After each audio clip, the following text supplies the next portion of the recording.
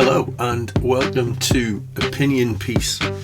Here we are. This is the podcast of a Substack blog that I've been writing on and off for a while, and I just thought I was listening to a podcast the other day that set me off thinking maybe I should come on and talk as well as kind of write stuff. So my name's Stephen Mordew, and I like to write about stuff, and I'm interested in sociology and psychology and philosophy and kind of all manner of things, and I come to this from the perspective of being a lecturer in social work at Southern University. So there you go. But these opinions on here are all my own, and done in my own time, and all of those kind of things that you're meant to say at this point.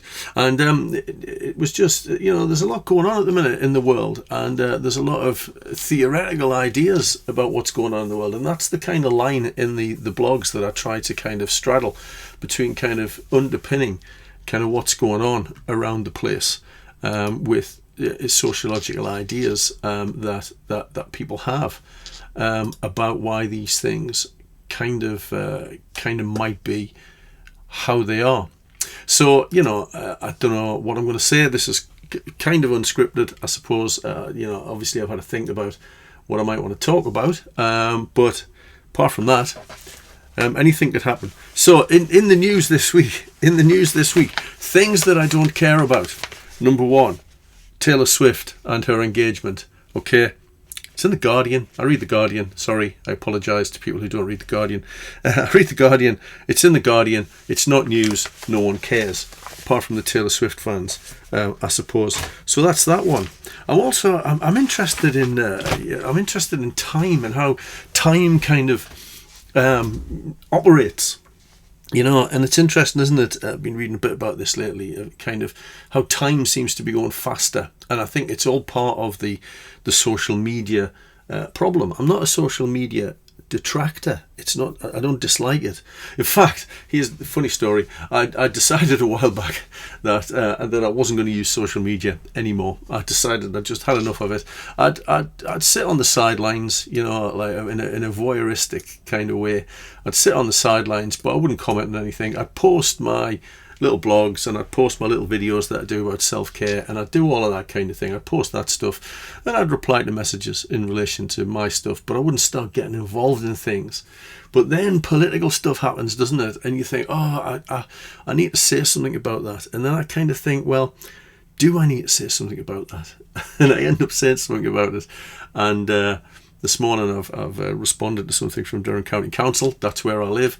And in the UK, and obviously there's a big thing going on at the minute with flags, and I might come to that very shortly. The other thing that interested me that was in the news this week is apparently Lady Diana, who I wasn't a massive fan of, but apparently she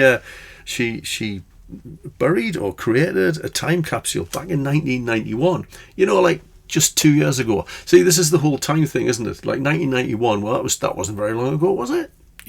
34 years, wasn't it? Is that right? Have I done the maths right? Maths is not my strong point.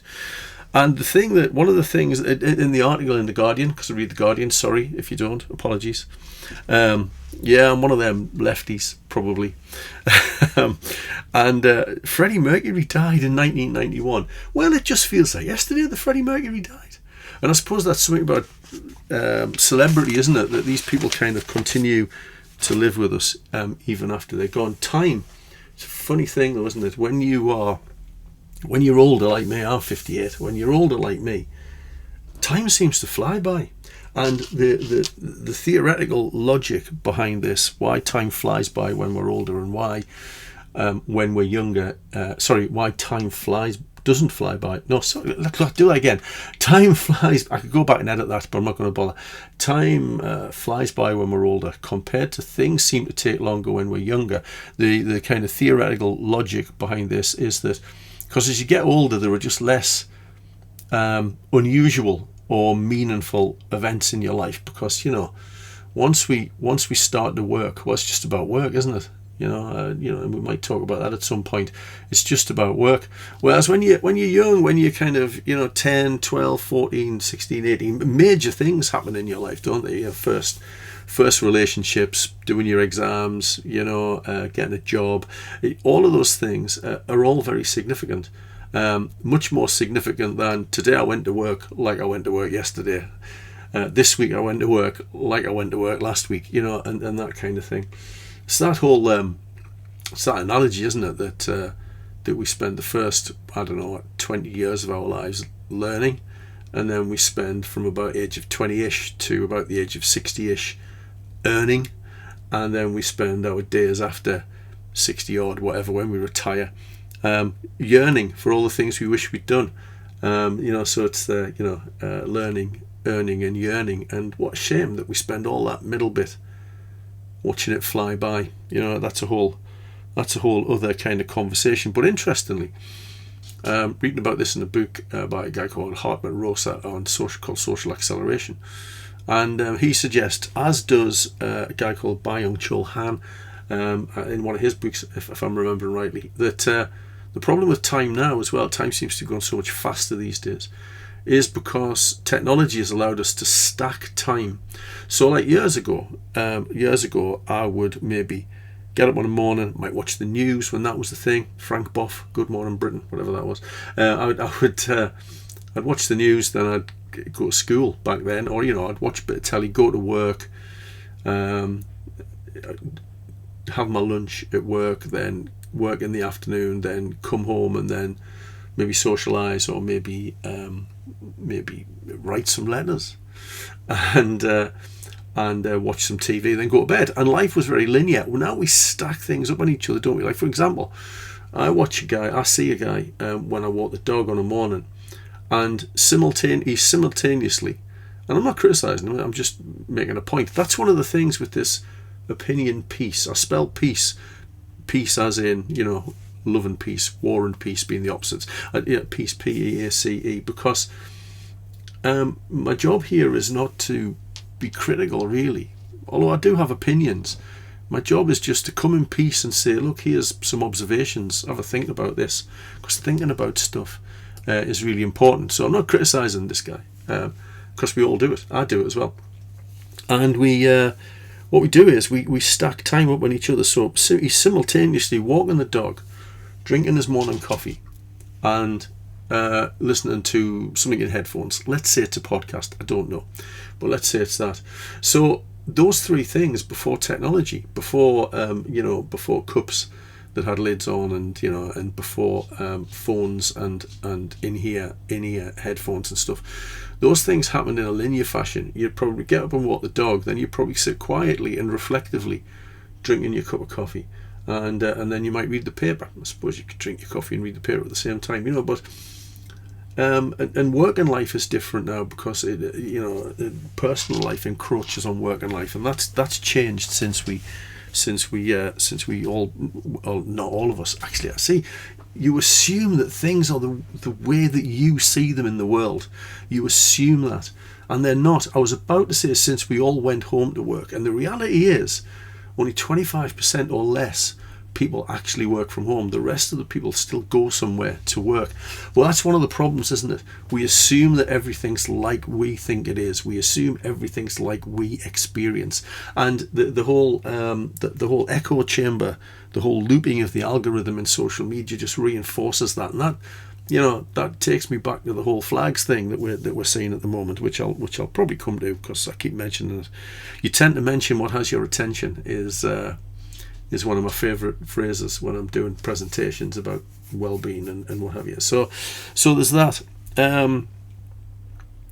Time is stacked up on each other. So we're doing in any given hour, we're doing multiple things that we would have normally done one after the other over maybe 3 hours. So time feels as though it's going faster. It's quite interesting, isn't it? Quite interesting concept. I like to think about that. And personally, in my life, I try to linearize, if that's even a word, linearize kind of things rather than stack them up, because it's just better for us. Stacking things up creates a lot of stress in our lives and a lot of anxiety, and we're not focused on things as much if we kind of stack them up on each other. So there you go. That's This is what it's going to be like. I'm going to jump around, by the way. So the other thing that was in the press, which I found really interesting, okay, I'm not a fan of capitalism. Well, I am a fan. Well, capitalism is what it is. Capitalism is somebody makes something, and in order to continue making it while you're making something else, they have to charge you the cost of the goods that they've used, that they've needed to purchase to make the thing, and then they have to charge you some more for their time. And if they need to buy other things, they also need to maybe charge you a bit more. That's the profit. Marx would have lots to say about that, but maybe for another time. So capitalism's fine. I believe it's this neoliberal version of capitalism that's a problem, and that needs unpicking. But there's another thing in the press. My last thing from the press this week is that these weight loss jabs are suddenly going to escalate in price, and part of what people are saying is that actually it's all to do with Donald Trump saying that he wants American companies who make these things to charge other countries more for them, but it's not. Well, it might be, but it's capitalism at its finest. So what they've done is these neoliberal capitalists. They've told us that it's all our fault that we're fat. I'm a bit chunky, to be fair. It's all our fault that we're fat. If only you could do something different. If only you could sort it out for yourself. And no, you can't. So along comes Big Pharma and sorts it out for us with a jab. There you go. We'll do that. And well, obviously you'll have to buy it off us because we've done a lot of research and development and all in it as a cost. So you'll have to buy it off us. And here's how much it is. And it's at a price point that's affordable to a lot of people, quite a few people. And then once they've got us all hooked, and apparently we are, once they've got us all hooked, it's like, all right, we're going to jack the price up. We're going to jack the price sky high. So if you want it, you're now going to have to pay significantly more. Classic capitalist maneuver. Make them dependent and then jack the price up, or make them smaller. Crunchies and double deckers are smaller than they were, so we have to buy more. Anyway, I don't know. That's a slight aside. So there you go. There was a couple of things kind of struck me that I love a meme. Instagram's my weapon of choice when it comes to social media. People don't shout at each other as much on Instagram. They do shout at each other sometimes. I find Facebook people shout at each other. Twitter I'm not even on because Elon Musk's a knob. Can I say knob? Does that mean I have to put one of them explicit symbols on there? I don't think it does. Knob's not a swear word, it's just a thing in it. He's a bit of a knob. So I'm not on Twitter. No intention of ever being on Twitter again. Facebook's alright, although, Zuckerberg's a bit of a doofus as well. But there you go. But anyway, Instagram, which I know is Zuckerberg as well. Do you know what I mean? I come in peace. Don't shout at me. And I know it's Zuckerberg as well. But anyway, people don't shout at each other as much on Instagram, I find. Although they do shout. But there was a few things came up, and I've saved a few. I've saved a few of these. And this one was brilliant. And the person writing the meme says, I'm having a conversation with one of my friends, and I ask him, what defines you? And he responded with nothing. A definition excludes the possibility for change. And he says that's one of the best responses I've ever received to any question. I'm having a conversation with a friend. I say, what defines you? And he says, nothing. A definition excludes the possibility for change. See, I'm thinking about flags again. What defines you? And it's this idea, isn't it? This idea of kind of Britishness. What on earth is Britishness? I'm having a flick about now because I'm gonna just load something up. I'm going to load something up on my computer that I'm going to talk about a little bit. Here we are. That's loading up. So that's one of them. That's one of the things. Say completely unscripted. I didn't even know I was going to kind of do that. You know what I mean? So the other one. This is really good. This is Robert Frost. Education is the ability. This is so important in this world that we live in now. Education is the ability to listen to almost anything without losing your temper or your self-confidence. And I think is that not the fundamental problem we've got now. Nobody is listening to each other, and I've said this to people, right? Okay, it's maybe not going to come as a surprise, given that I read The Guardian. It's maybe not going to come as a surprise to you that I'm not a big fan of all these displays of flags, right? And I have a problem with the protests outside of hotels where asylum seekers are being housed, that kind of thing, right? But I want to talk to people without losing my temper, and without losing their temper, because I think, for me, if we're going to move forward from this, if we're going to move on from this and figure out why it is that the way people feel, the only way that people feel they've got to represent themselves is to fly flags on lampposts. And just to be clear, if those flags are being flown patriotically because you love your country, because I love this country. I have to be honest, I don't like a lot of aspects of it and what it's turning into and some of that stuff, but I love it. I love being British. I love being English. I love that. There's nothing not to love about it, particularly empire and the like. I suppose we get that, but there's nothing to say that I don't love. England's green and pleasant land. I love going to the lakes. I love the green. I love the rain. I love all that stuff. I love all the stuff that this island kind of gives us. All of that kind of stuff. So. But if we're ever going to move forward on why people feel that the only way they can make a political point, because let's be honest, and this is one of the other things we have to consider, don't we, that we have to consider the fact that some of these flags are maybe being flown out of patriotism, but most of them are being flown to make a political statement. And I want to know why the political system is so broken, or the people flying these flags feel the political system is so broken that that's the only way they can make their political point. Because I think that's sad. I don't think they're sad. I think it's sad that we don't have a country and a political system where people feel as though their voices get heard. And many people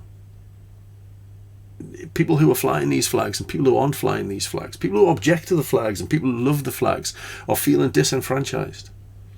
They're feeling as though politicians don't represent them. Now, I'd argue, as a right of centre, possibly borderline socialist, left of centre, possibly borderline socialist, I'd argue that that's a consequence of the debacle that was the Tory government. Post the last Labour government, that our trust in government was diminished, and like or don't like Keir Starmer, he's got a job to do to try and re-engineer that trust, and I don't know how he does that. He's certainly not going to do that in 5 years or 4 years or so that he's got left. So I think that's interesting. So my point there is, I would love the opportunity to sit down with some of these people who've gone to the trouble of risking themselves. Durham County Council are telling us that lampposts aren't designed to take the weight of a ladder and a fella and a flag all at the same time, and you might hurt yourself. So I want to understand why it is you're willing to do that. Why what's the problem? Because I like to deal in facts. I like to deal in facts, not opinions, and that's a difficult one, isn't it? Because sometimes the facts are hard to get to. But there's a few things about this position that we find ourselves in terms of people coming to this country to seek asylum on a boat or in the back of a van or whatever, or through let's say more official channels. Because the point to make there is none of these people have arrived illegally. Under international law, they can seek to come to another country and ask for asylum. So they're not. The only time that they're here illegally is if they've not been granted asylum and they haven't left. So, and there are all sorts of problems associated with that. So the other problem with that narrative is that and I can't remember the exact figures, and I've not looked them up because I wasn't sure where I was going, but trust me when I say that these figures are as close as I can remember to them. The amount of people who come to this country, who migrate to this country under one means or another, less than 4% of them come to this country through backdoor, if you want to call it that, backdoor kind of means, like boats and vans and wagons and things. The vast majority of people come here through channels where they apply to come to the country on a visa or for permanent status or a work visa or whatever, and they come to the country. In fact, nursing as an example, and I only have this anecdotally from a friend. Nursing, for example, they go to other countries and ask nurses to come to this country. So if you're going to your NHS appointment and you've got an African nurse, or whatever country, they're not here through some dodgy shenanigans. They're here because somebody went out and said, we need nurses. Do you want to come to Britain? Yeah, let's do that. Why would you not? I suppose in many ways because this country's great. Even though I think some people seem to think it isn't now, and make Britain great again is probably going to be a slogan very soon. But it bothers me when Trump says make America great again, because I think in many ways America's already great. And so what's that about? Anyway, so the vast majority of people come here through those sorts of means, and even that less than 4% of people or thereabouts who come here through less than straightforward means, less than 1% of them come over on boats. But people coming here through those more legitimate channels, let's say. The language is difficult, isn't it? So I'm probably not using the right words, but those more mainstream channels, those people, they don't make good press, do they? A photograph of people arriving here like with a suitcase and just like coming into the country and going off and doing a job that we need them to do, a job that we need lots of people to do. We go abroad for people like to be potato pickers and fruit pickers and stuff, because people don't apply for those jobs. The farmers discovered that when there was a problem, when was it post Brexit, post coronavirus, when people weren't coming to this country, there was nobody to pick the fruit and the veg and all that kind of thing. So there's a problem there, isn't there? There's a problem there that we bring in these people to this country because there's nobody to do these jobs. Nobody applies when these jobs, that's a fact. Nobody applies. Care workers will tell you that. Care homes will tell you that.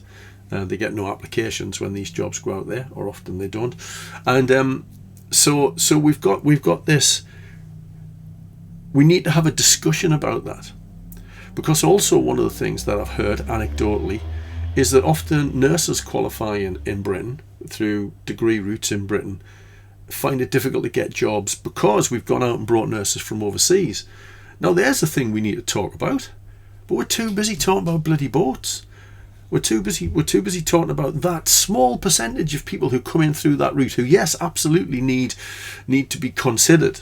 Is that appropriate? Is that right? Should those people get to have citizenship of this country? Yes, we absolutely need to think of that. That has to be discussed. But it's a teeny tiny problem compared to the potential bigger problem, and I don't know how big a problem it is, but the potential other problems of other people coming to this country through those legitimate means. But remember, they come into this country because we can't get anybody to do the jobs they come to this country to do. And we've got a dwindling population, lower and lower birth rates. So immigration has to be an important part of the puzzle to how we staff the resources, the services that we need in this country. It has to be. And it's probably a problem in all the other countries. I don't know that. The other problem we've got, which I think is really important to put out there. And remember, I come in peace. I come in peace. I want to have discussions about this, not fights about it. But this is the other one, and this is where I can't accept reform. And largely I can't accept reform, because of a few things. I can't accept reform because they've got soundbite policies, right? They've got not underpinned by any thought, in my view. But also I cannot hack the illusion that is Nigel Farage. I can't hack it. For this reason, he's a rich man, he's an affluent man, he's not a man on the street. You know, he doesn't represent me, us, if you want. I consider myself working class. He doesn't represent us. But here's a thing that I think aligns with that. Benefits that get paid to asylum seekers, and remember that I can't remember the figure, but they only get something like £6 a day. Right, okay, that's a fact. Okay, that's a fact. Asylum seekers, and you try and live on £6 a day, you know, feeding yourself and that, getting the bus to places if you've got to go places for hearings or to hand forms in or whatever. Asylum seekers' benefits cost the UK £60 million a year. Now that's a lot of money. I'm not denying that. That's £2 per year per taxpayer. Right, okay, that's a lot of money. Not knocking that. Right, okay, that's a lot of money. Is that money well spent? That's a question. Benefit fraud or error costs us as a country £3 billion a year. That's £100 per year per taxpayer. So that's a problem. I'm not saying that's not a problem. That's a lot of money. You know, £3 billion a year, 60 million a year. Tax avoidance costs. Tax avoidance by people like Farage. People like him. I don't know whether he's been had up for avoiding tax, but you know, the rich, the so-called elite, we need a new word for them because they're not elite at all. Because elite is like an elite athlete is an athlete that surpasses the norm, is incredible, is wonderful, is fabulous to watch, to observe the skill, to observe the power. You know, it's great to watch an elite athlete. These people aren't elite, right? They're charlatans, grifters.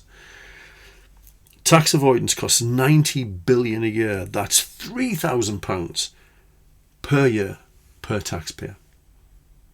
So what's the problem we should be dealing with? What's the problem we should be dealing with? Not saying the other two things don't need some attention somewhere, but the big problem is that tax dodging. It has to be. You know, and while we're talking about Farage, he would go with Farage. It's the same.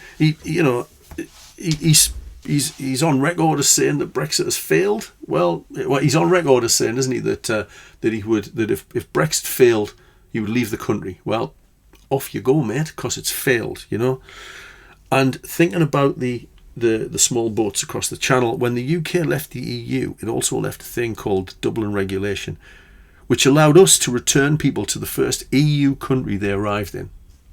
It gave us the power, the permission, if you like, to do that. So we've lost the main legal argument, the main legal agreement for us to make those small boat crossings harder.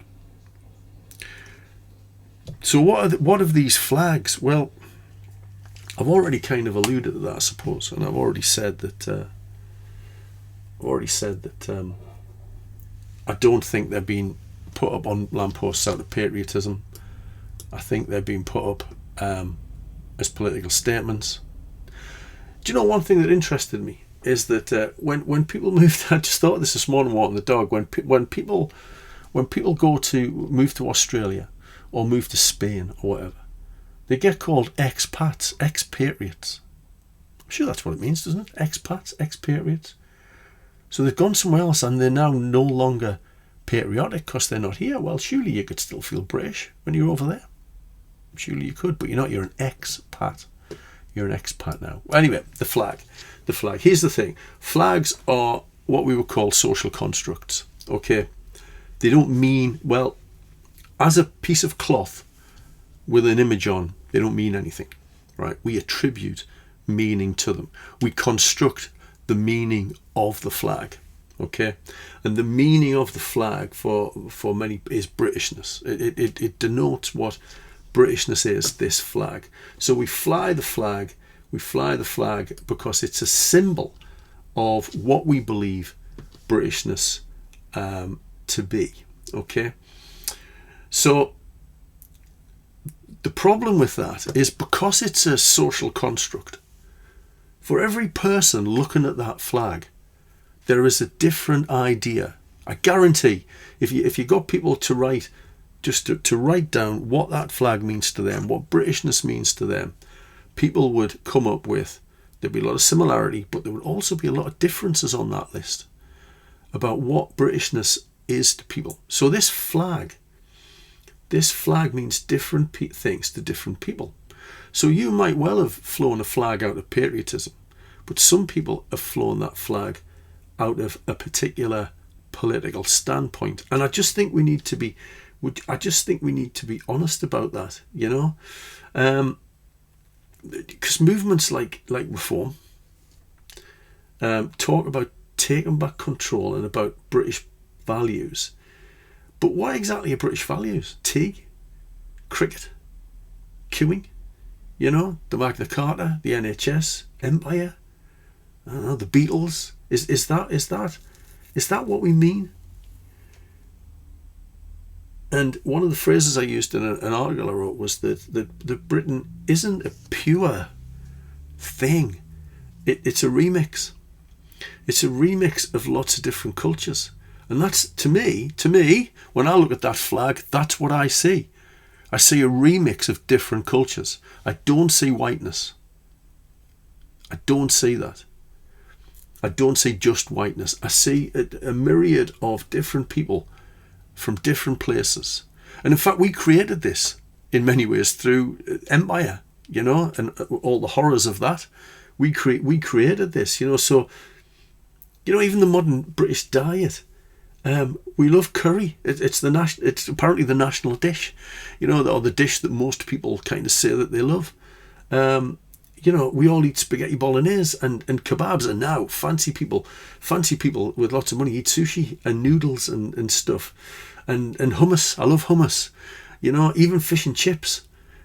It didn't originate in Britain, yet we've got this kind of idea that Britishness is something to defend. When people come to this country, they should have an exam in being British. Well, I wonder what you'd put on that exam, you know, because people from different cultures could probably answer some of those questions about Britishness better than some British people could, you know.